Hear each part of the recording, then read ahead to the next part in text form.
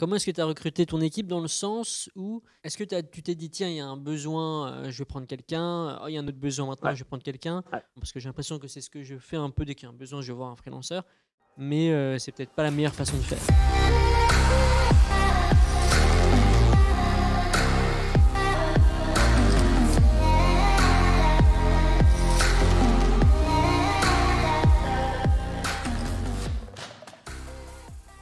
Le premier poste, on va dire, clé qui a eu lieu dans la boîte, c'était en 2018, donc 2 ans après.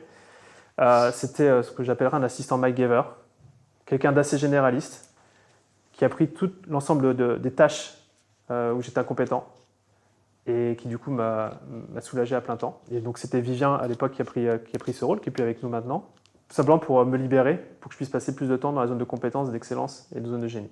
Et tu vois peut-être le truc arriver, c'est que plus tu recrutes, plus tu délègues incompétence, compétence, excellence pour juste rester dans ta zone de génie.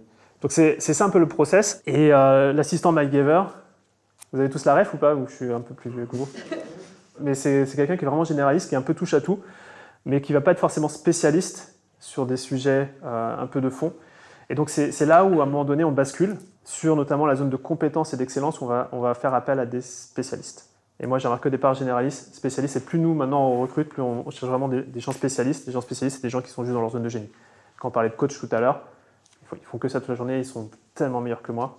Bon, c'est un exemple, donc c'est un petit peu ce qui s'est passé. C'est que de 2016 à 2018, il y a eu ce premier souffle de liberté avec Vivien. Et ensuite, de 2018 jusqu'à maintenant, ça a été de recruter, donc de me décharger des zones où j'étais compétent et même excellent.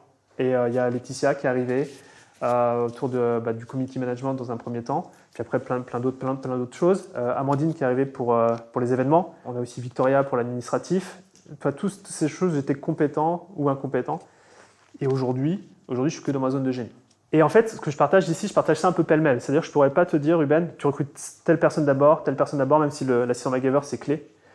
Et après, en fait, ça va dépendre de toi. Moi, je suis très bon en gestion de projet. Donc, j'ai mis beaucoup de temps à avoir des gens dans l'équipe qui soient aussi très calés en gestion de projet.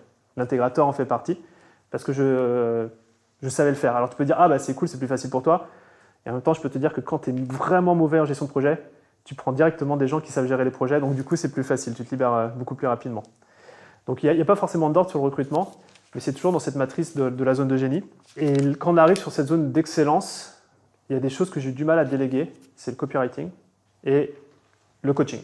À un moment donné, tu es obligé de déléguer la livraison de ton produit. Et tu te dis, bah attends, si c'est pas moi qui livre, c'est chaud. Moi, c'est ce que je disais. Sauf quand tu te rends compte qu'en coach, moi en particulier, je pense que toi, ça fait partie de ta zone de génie aussi, j'ai trouvé des gens qui étaient vraiment meilleurs que moi. Et en fait, moi, je ne suis pas si bon coach que ça. C'est plus une zone de compétence, je dirais pas excellence. Donc, c'était assez facile pour moi de le déléguer. Par contre, déléguer le copywriting, on travaille avec Leslie maintenant, c'était dur. Parce que j'adore le copywriting. J'adore écrire et donc c'était très difficile à déléguer. Donc, à un moment donné, plus tu avances dans la délégation, plus ça va être dur. Pour arriver à des points comme Elodie, où tu es hyper carré en gestion de projet et tout, et que c'est dur de déléguer ce dernier truc, mais qui va être nécessaire. Donc voilà un petit peu pour le process. Ce que j'ai remarqué là, sur ces 5 années, c'est que tu commences par des généralistes, tu arrives sur des spécialistes. Moi, j'avais commencé à recruter plus des juniors, et maintenant je préfère travailler avec des seniors, des gens qui ont de l'expérience. Alors oui, c'est des gens que tu rémunères plus cher, mais j'ai plus de temps à perdre, si tu veux, à expliquer aux gens ce qu'ils doivent faire. Je préfère qu'il y ait des gens qui viennent m'expliquer ce qu'on doit faire dans la boîte, parce que c'est clé derrière, ça va tellement plus vite. Je pense que c'est la clé de ce qui s'est passé, c'est de me libérer moi, et maintenant on est en train de libérer l'équipe. Par exemple, je vous parlais d'Amandine qui gère tous nos événementiels, plus elle gère aussi du service client, une partie aussi finance. Là, aujourd'hui, on essaye d'étendre ce rôle juste à l'événementiel parce que c'est sa zone de génie.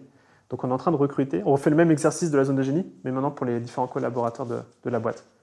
Et en fait, c'est ça le processus de recrutement, c'est de se libérer.